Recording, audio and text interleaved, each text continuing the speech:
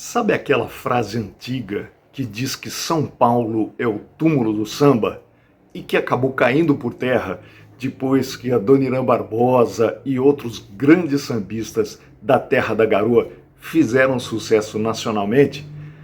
Pois é, em meados dos anos 80, o similar dela, o rock, o São Paulo é o túmulo do rock, também servia em função especialmente dos cariocas que desprezavam as bandas paulistanas.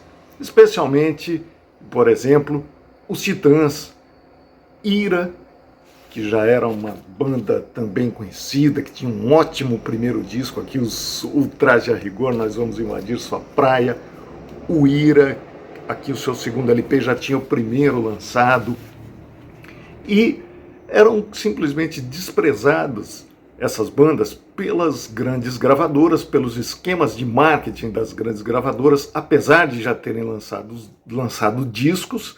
No caso dos Titãs já estava indo para o terceiro, praticamente para o Cabeça, Dinossauro, e um pouquinho mais tarde, ali no primeiro Rock in Rio, entre fevereiro e março de 1985, essas bandas foram simplesmente desprezadas, deixadas de lado pelo produtor do Rock in Rio, que foi o Medina. Será que isso foi proposital?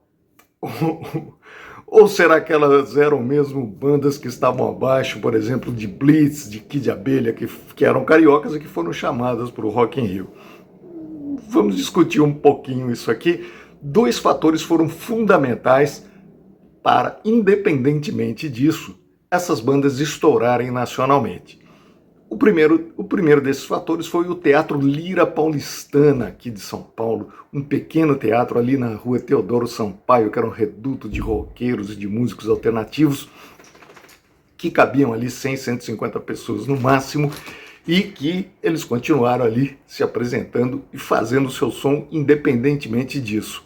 E também fundamental foi o programa A Fábrica do Som, que foi apresentado pela Rede Cultura por aproximadamente 1 ano e meio aqui em São Paulo, que era transmitido lá do Sesc Fábrica da Pompeia, e que ajudou muito essas bandas estourarem nacionalmente. Nós vamos falar sobre esses fatores e sobre essa questão aqui no programa de hoje.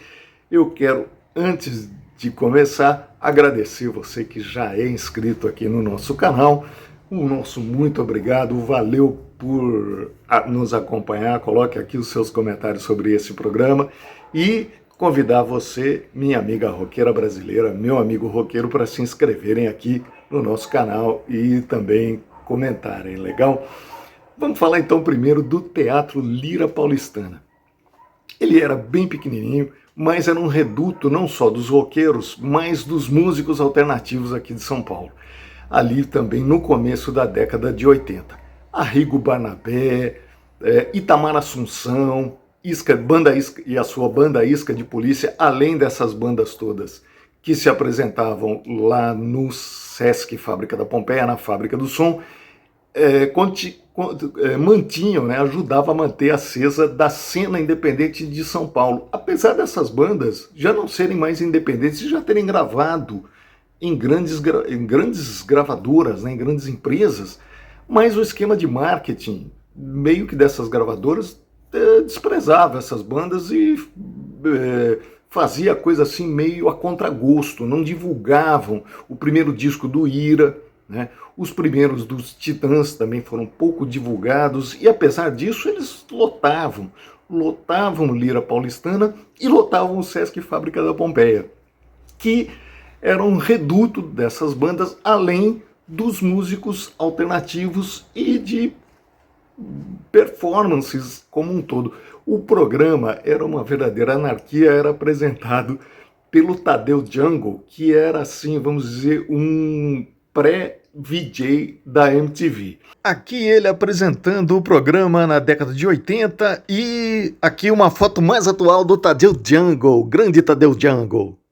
Com muito bom humor, muito sarcasmo e muito improviso, ele apresentava a coisa ali, ele trazia a plateia, que era formada ali pelos jovens paulistanos, muitos punks, muita gente que começava a curtir, né, muito jovem começava a curtir essas bandas, iam lá e, além de assistir, a coisa ia muito além, eles participavam.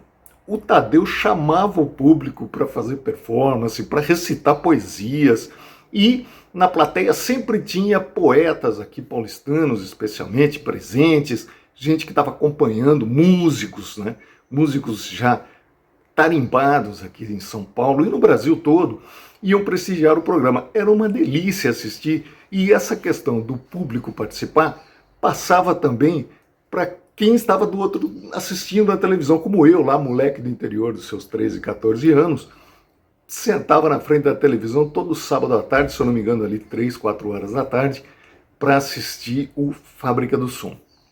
Se apresentavam também bandas mais radicais, vamos dizer assim, como as Mercenárias, que era uma banda de meninas, uma banda mais punk, vamos dizer assim, e o Edgar Escandurra, o guitarrista do Ira, tocava bateria no início das Mercenárias, era o único menino ali no meio.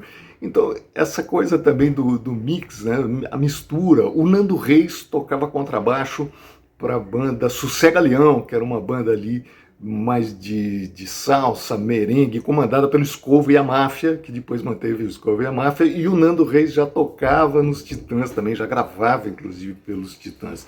Então isso também, essa mistura toda, colaborou para essa efervescência cultural e musical. E bandas também que a gente pode considerar como bandas ali pré-Mamonas Assassinas, que colocavam muito humor nas suas músicas e nos seus discos, como o Premeditando Break.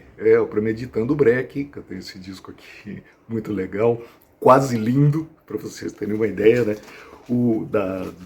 Desse lado humorado deles. Tinha também o Língua de Trapo, né? O Língua de Trapo, que também era uma banda que pegava por esse lado do humor. E então a coisa, por esse ano e meio, andava assim, muito legal. Era um programa que o jovem se identificava, né? O jovem ali da época.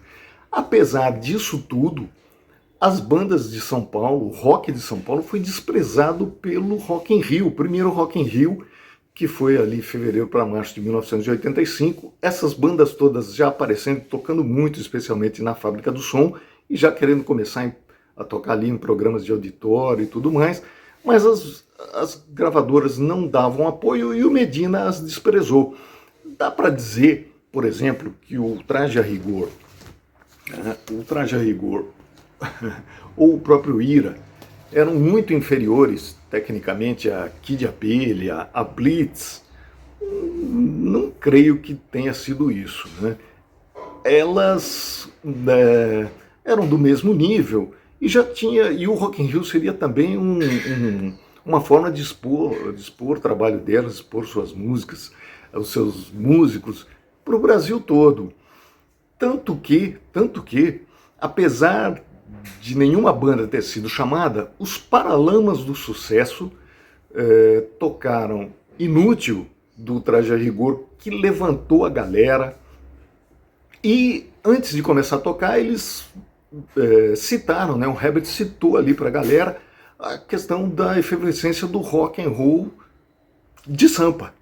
E não teve mais como segurar. A partir daí, o rock de São Paulo começou a ser visto pelas gravadoras também como uma coisa, uma música importante de se divulgar, para dar especialmente din-din para o bolso deles. Quando eles viram isso, não tinha mais como segurar, aí a coisa deslanchou. E o Traje a Rigor tirou um grande barato dos cariocas no seu primeiro disco, que foi intitulado Nós Vamos Invadir a Sua Praia. Exatamente por causa disso, o desprezo do carioca, especialmente pelo rock and roll paulistano, pela coisa da farofinha, de descer para a nossa praia aqui paulistana, e sem aquela coisa da ostentação, vamos dizer assim, que havia na época, né? Uma coisa mais tiração de sarro mesmo, né? Que tinha muito essa coisa aqui no Traje a Rigor também.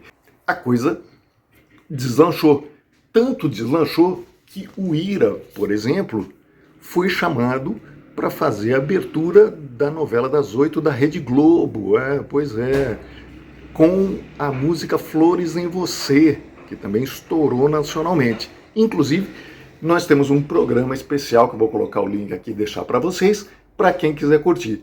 Legal? Espero vocês no próximo programa.